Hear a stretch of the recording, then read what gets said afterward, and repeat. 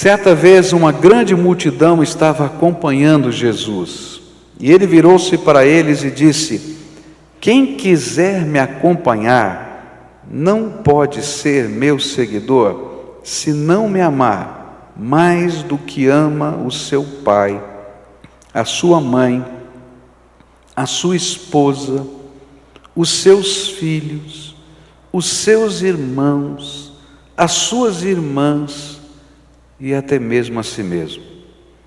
Não pode ser meu seguidor quem não estiver pronto para morrer como eu vou morrer e me acompanhar. Se um de vocês quer construir uma torre, primeiro senta e calcula quanto vai custar para ver se o dinheiro dá. E se não fizer isso, ele consegue colocar os alicerces, mas não pode terminar a construção.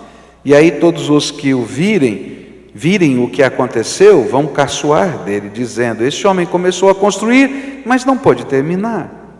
Se um rei que tem 10.000 soldados vai partir para combater contra outro que vem com 20.000, ele senta primeiro e vê se está bastante forte para enfrentar o outro. Se não fizer isso, acabará precisando mandar mensageiros ao outro rei, enquanto este ainda estiver longe, para combinar condições de paz. Jesus terminou dizendo: assim nenhum de vocês pode ser meu discípulo se não deixar tudo o que tem. O sal é uma coisa útil, mas se perde o gosto, deixa de ser sal. É jogado fora, pois não serve mais nem para a terra, nem para um monte de esterco. Se vocês têm ouvidos para ouvirem, então ouçam. Pai querido, em nome de Jesus que eu te peço, abre o nosso ouvido, abre a nossa mente e abre o nosso coração para que a tua palavra seja colocada em nós. É aquilo que pedimos em nome de Jesus. Amém. Jesus saiu da casa de um fariseu, diz a Bíblia, e foi em direção a Jerusalém.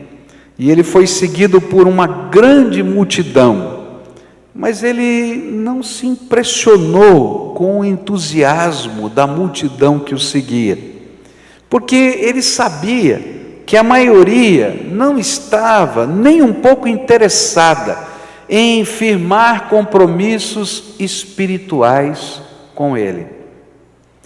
Alguns estavam curiosos para ver o milagre que talvez acontecesse no meio do caminho, ou quem sabe os milagres que aconteceriam.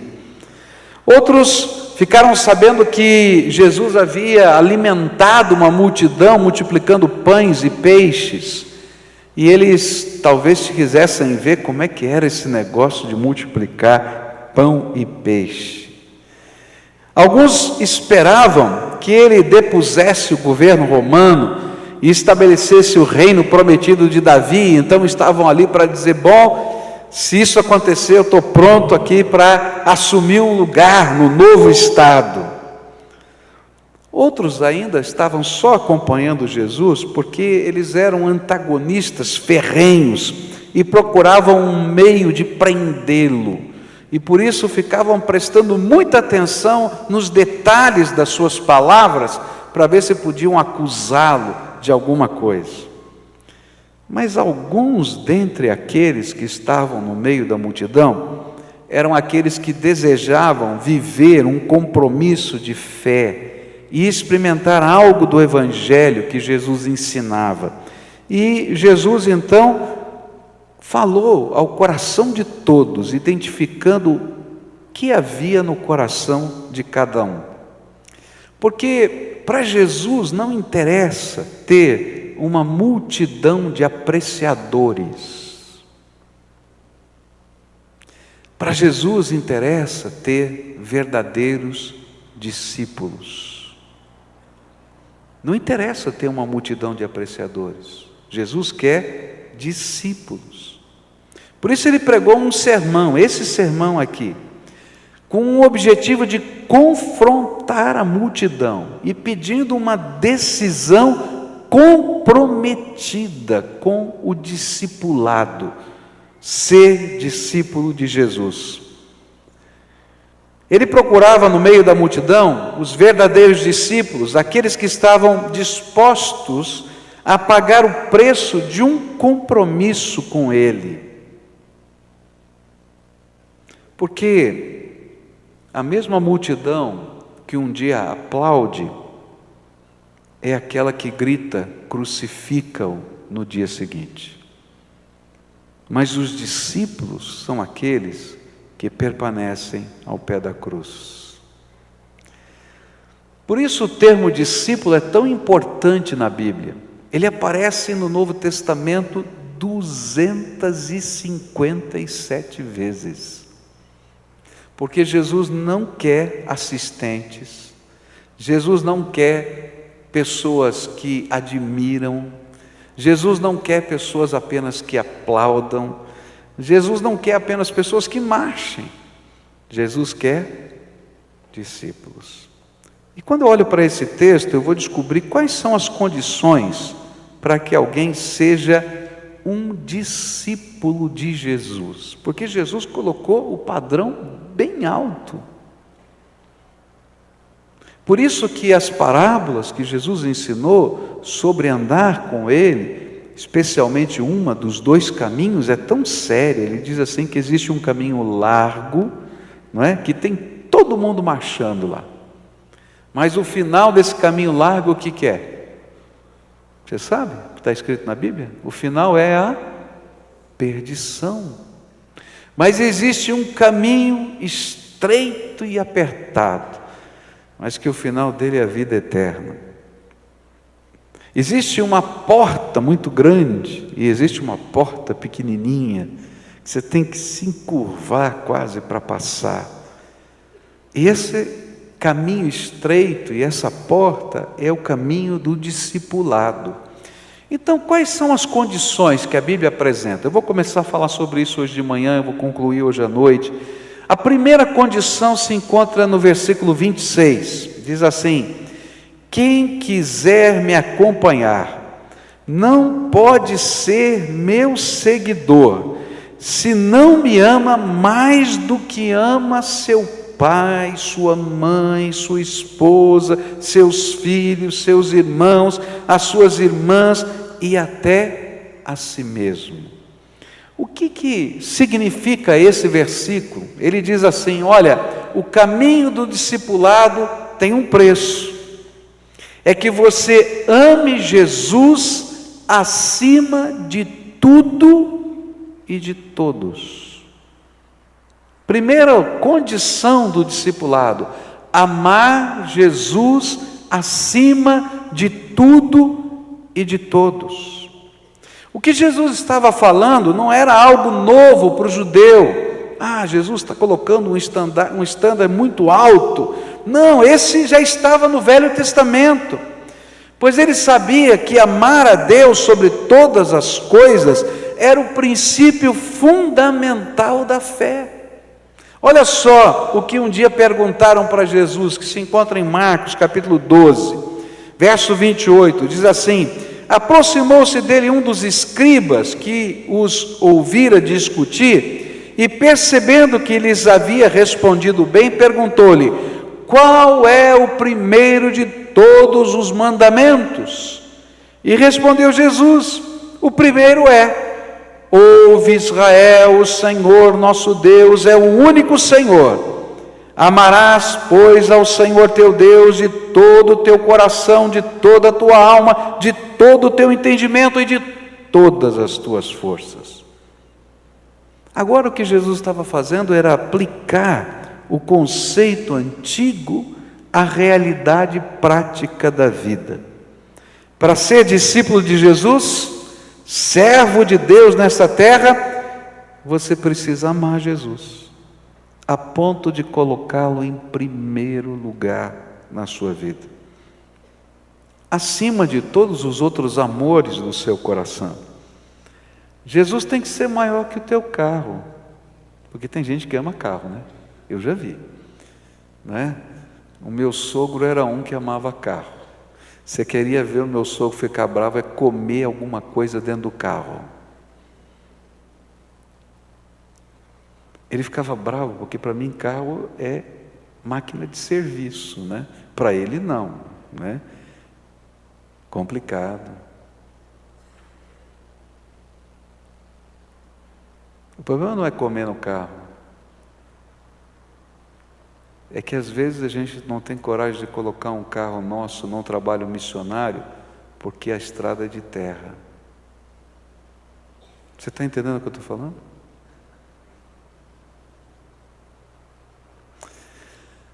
Você tem que amar Jesus mais do que a tua profissão.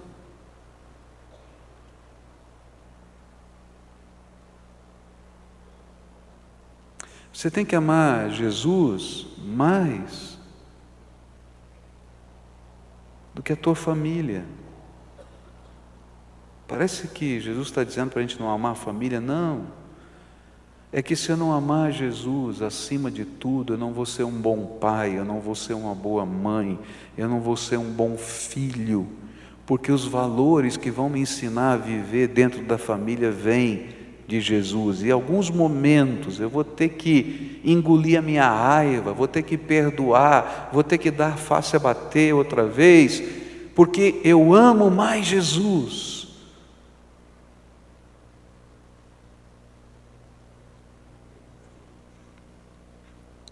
Como é que isso funciona? Toda vez que a vontade de Deus para a sua vida entrar em rota de colisão com a vontade dos seus queridos, então nós precisamos dar preferência ao Senhor, mesmo que isto redunde em perda para nós mesmos. Se por causa da nossa fé nos vemos concitados a negar a Cristo, ou a ser negados e despedidos pelos nossos familiares, como ocorria nos tempos do cristianismo primitivo, e continua ocorrendo até hoje em muitos lugares, nós devemos optar por perder o afeto e a companhia deles, antes de perder o favor de Deus e a comunhão com Jesus.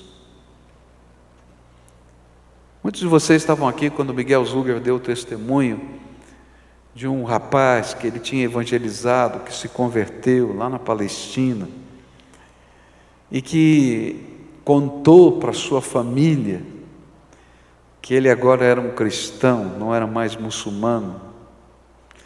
E isso virou uma guerra de família, guerra literal.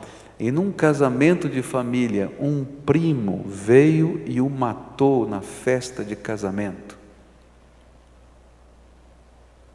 Eu não estou falando de uma coisa que não está acontecendo em vários lugares desse mundo ainda, mas que continua acontecendo de maneiras diferentes, hoje aqui no Brasil, na minha casa e na tua casa, onde os confrontos do nosso dia a dia nos colocam diante de realidades, de amar Jesus e fazer do jeito de Deus, e cumprir a vontade de Deus na nossa vida, num mundo corrupto, em seguir os nossos negócios do jeito de Deus, mesmo quando alguns parecem que ficam ricos tão rápido, e a gente está passando por luta e por necessidade, porque eu amo Jesus em primeiro lugar.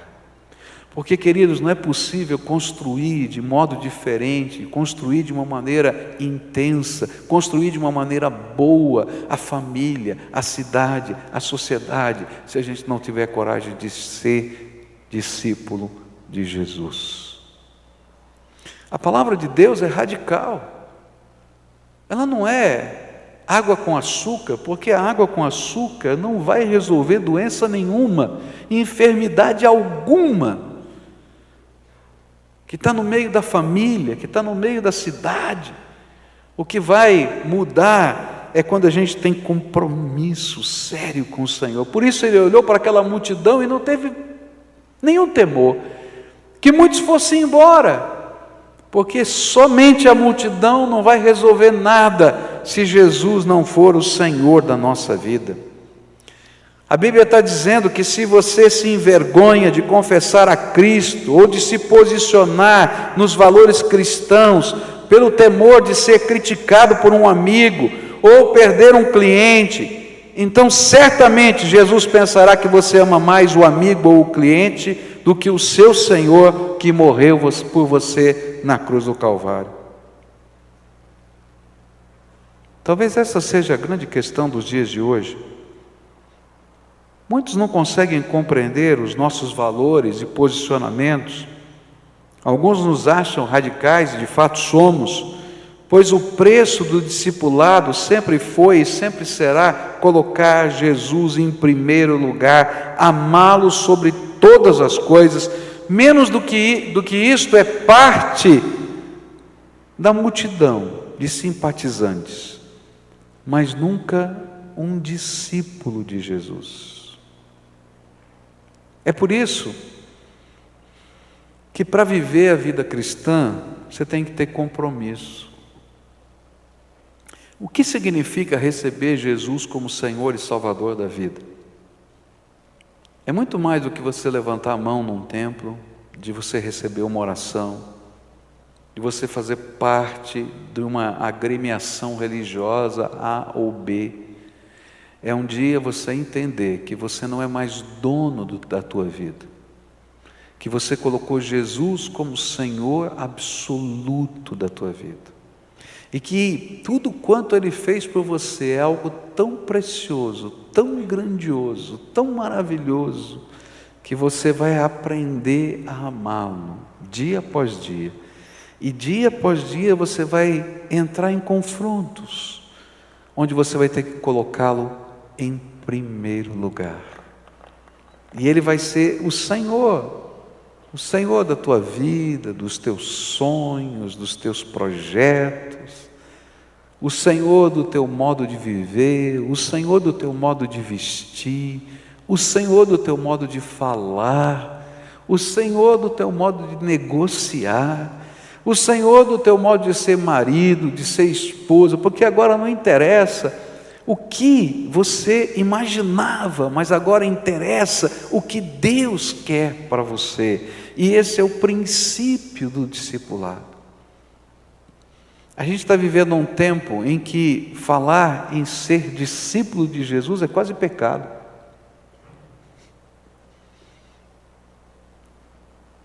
Por quê? Porque ninguém quer pagar preço algum do discipulado. Toda vez que isso acontece na vida da igreja, Deus tem que permitir que venha uma perseguição. E a perseguição vem de uma maneira muito forte. E aí faz uma depuração entre os verdadeiros cristãos e os cristãos nominais. E por incrível que pareça, nesses períodos de perseguição é o tempo que a igreja mais cresce. Sabe por quê? Porque a multidão bate em retirada, mas os discípulos comprometidos continuam a viver uma vida santa e bonita, e o poder de Deus se manifesta, e milhares de pessoas começam a se converter, porque discípulos de Jesus fazem diferença.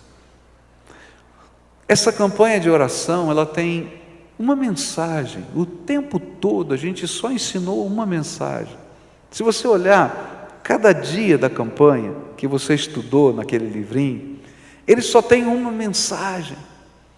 A mensagem central de toda a campanha é essa: para viver para Jesus, você tem que ser discípulo dele, amá-lo acima de todas as coisas.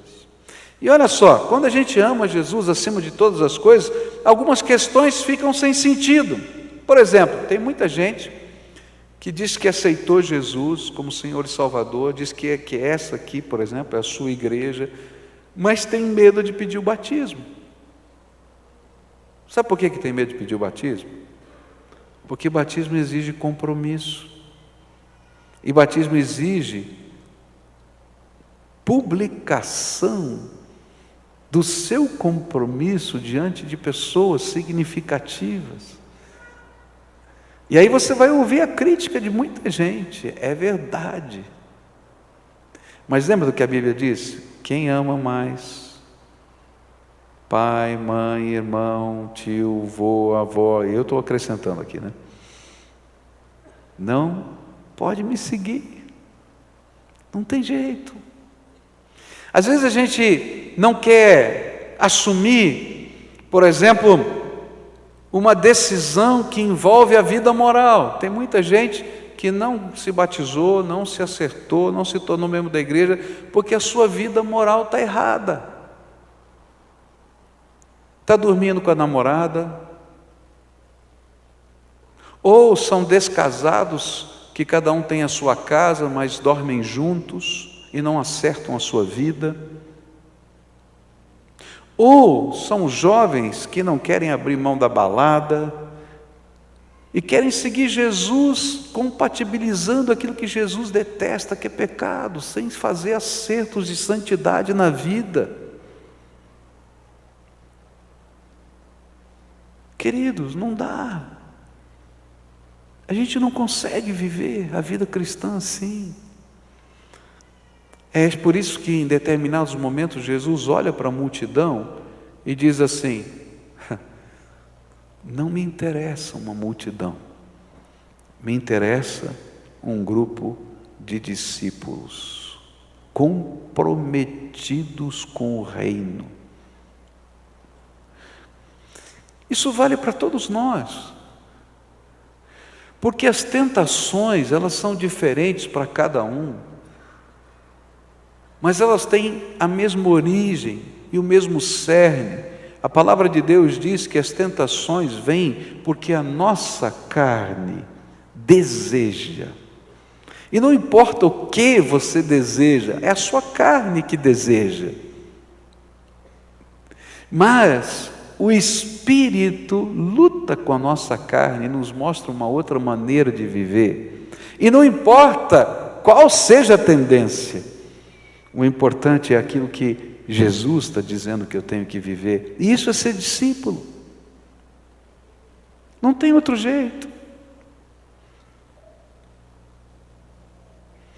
Quando eu vejo pessoas sendo transformadas pelo poder de Deus, eu não vou encontrar uma coisa simples, fácil, aconteceu de repente, tudo mudou. Não, queridos, tem uma grande batalha dentro da alma, mas o que muda são os valores. Eu sei o que eu quero para a minha vida, eu quero Jesus. Eu sei o fim dessa história, porque Jesus preparou um lugar para mim.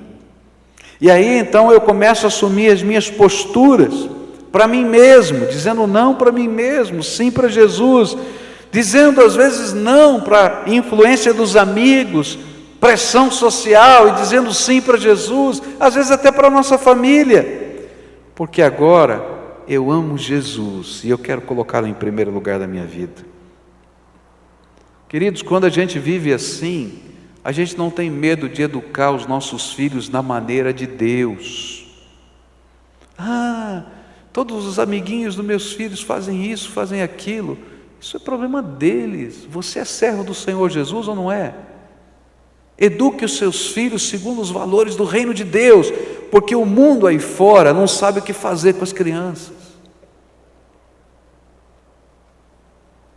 Porque esse jeito que eles estão dizendo só está aumentando o número de gente viciada em crack, só está aumentando o número de gente cheia de violência, ou coisas absurdas como um grupo de classe média de adolescentes que botam fogo num mendigo no meio da rua. Eu não estou falando de coisa, está no jornal. Se é isso o tipo de coisa que você quer para o seu filho, então segue o jeitão lá deles. Ou então seja um discípulo de Jesus, pega os valores do reino de Deus e coloca esses valores em prática na sua casa, na educação dos seus filhos.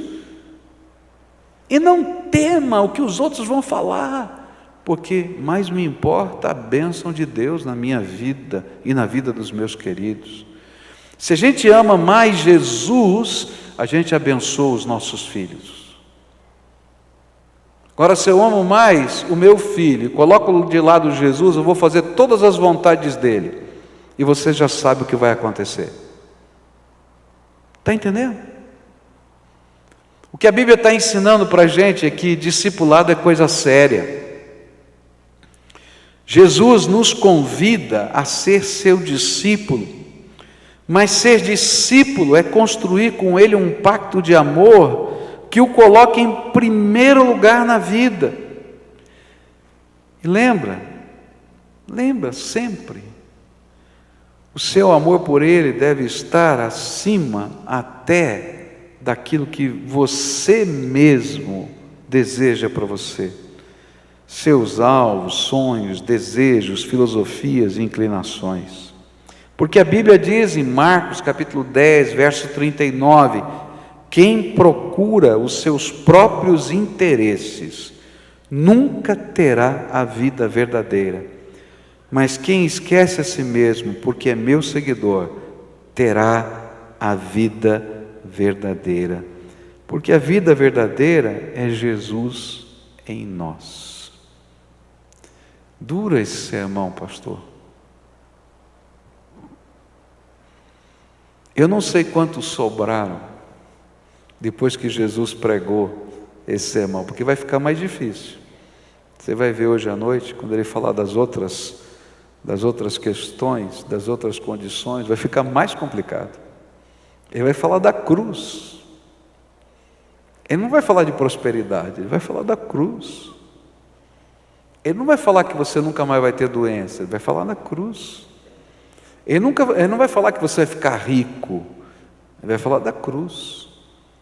Porque seguir a Jesus é colocá-lo em primeiro lugar na nossa vida. Nessa manhã eu queria orar com você. Queria terminar essa primeira parte dessa mensagem orando com você. Tem uma multidão aqui. Eu louvo a Deus porque essa multidão tem gente de todas as idades. Eu louvo a Deus porque tem crianças aqui, tem adolescentes, tem jovens, tem adultos, tem anciãos, tem famílias inteiras aqui. Eu louvo a Deus porque é um privilégio isso. Mas Jesus não quer uma multidão, Ele quer discípulos. E talvez hoje o Espírito Santo, de uma maneira muito particular, falou com você algo difícil de ouvir. Filho, para de estar só no meio da multidão.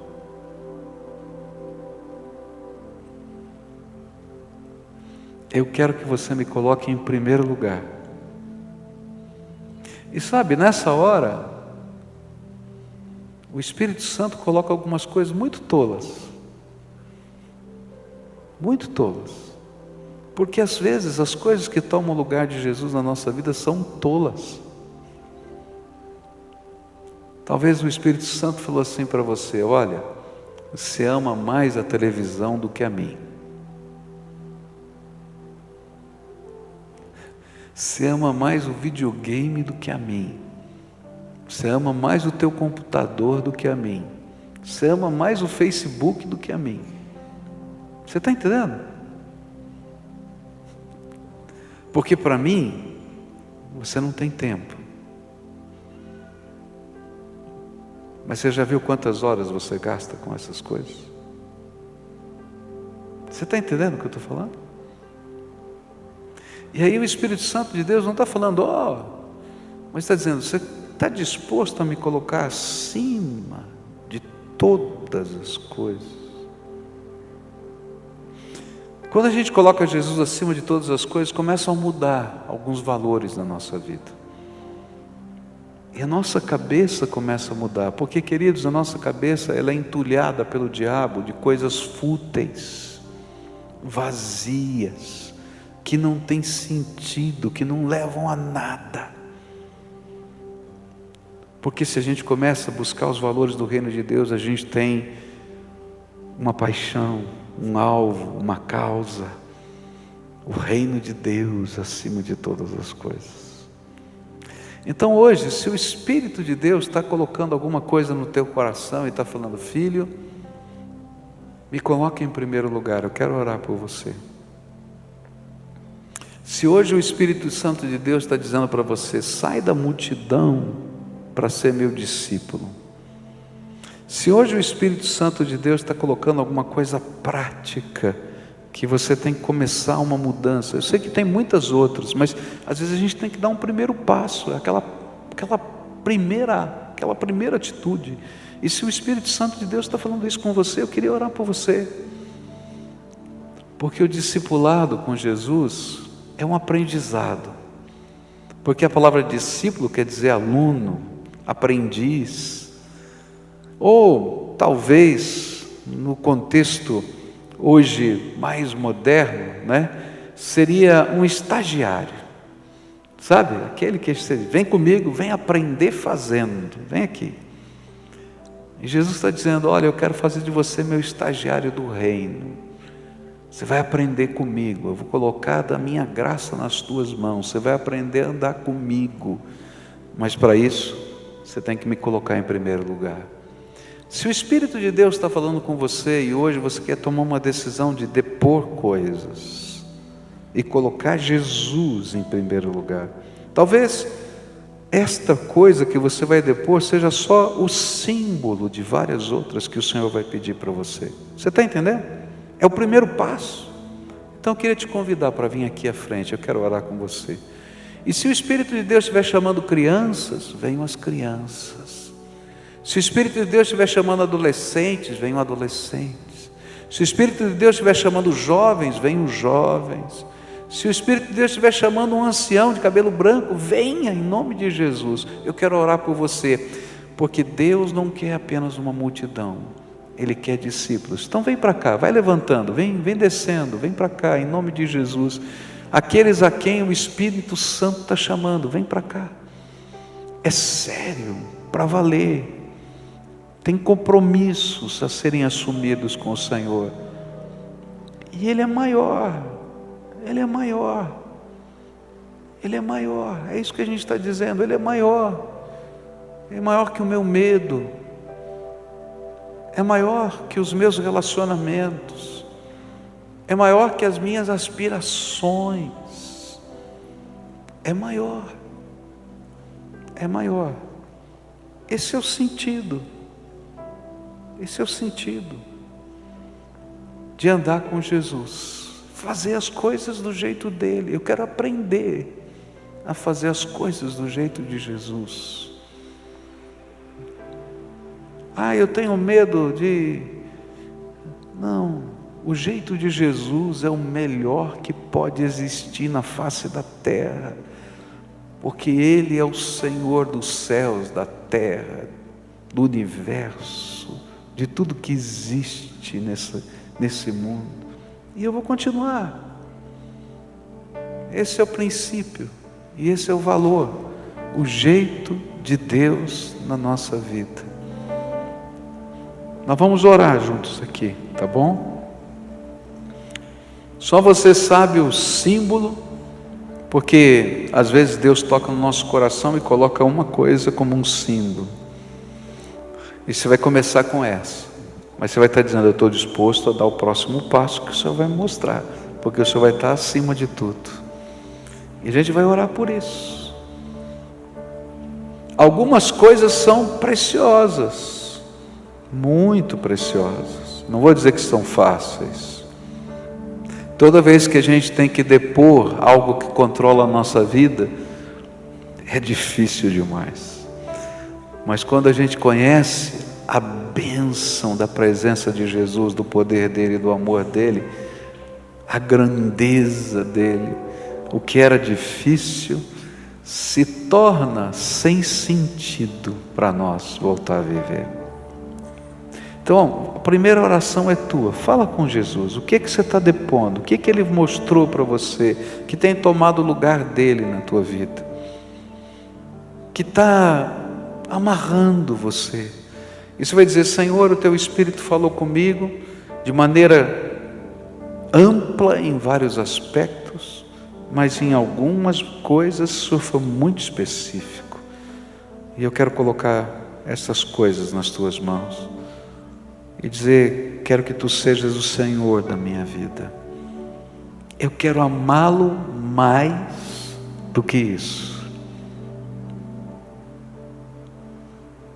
Agora eu quero orar por você. Senhor Jesus, Teu Espírito está aqui, e esses meus irmãos que estão aqui, estão ouvindo a voz do Senhor no coração deles, não a minha voz. Teu Espírito está falando. E eu quero te pedir, Senhor, põe a Tua mão agora de libertação. O Deus desse século, que é Satanás, ele coloca vendas sobre os nossos olhos para que a gente se acomode, se aculture ao modo de viver desse mundo. Mas o que a Tua palavra está dizendo é que o Senhor tem um outro estilo de vida para nós, e que o amor do Senhor por nós vai nos constranger a ponto de amarmos tanto o Senhor e instalar em nossa vida, em primeiro lugar, o Teu jeito, a Tua maneira. E eu quero te pedir, Senhor, começa essa obra em nome de Jesus. Começa, Senhor, toca, transforma, faz algo novo, Pai, em nome de Jesus, em nome de Jesus. E Senhor, naquelas áreas em que Satanás colocou algemas, porque às vezes nós estamos aprisionados, e a nossa força não é poderosa o suficiente para essa luta. Então eu quero te pedir que nesse instante o sangue de Jesus, o Teu Filho, que nos purifica de todo pecado, quebre essas algemas agora em nome de Jesus, e em nome de Jesus, seja livre, seja livre. E que nesta hora, Pai, no buraco que possa ficar no coração, o Espírito de Deus se derrame, e a alegria do Senhor, a paz do Senhor, a visão do Teu reino comecem, Senhor, a se ampliar. Que os anjos do Senhor se movimentem agora, e se existem enfermidades que vêm disso, que elas sejam curadas agora em nome de Jesus. Que os Teus anjos comecem a passar e ministrar aqui, Senhor, a Tua bênção. Eles são, Senhor, Teus servos, ministradores a nosso favor, diz a Tua palavra. Então, Senhor, dá o Teu comando que eles comecem agora a fazer isso. Nesse instante eles comecem, Senhor, e que a gente possa perceber o mover destas hostes celestiais. Vem, Senhor, com a Tua graça, vem com o Teu Espírito, vem com o Teu poder, vem com a Tua força, e faz milagres no meio do Teu povo. É aquilo que eu oro em nome de Jesus. Amém.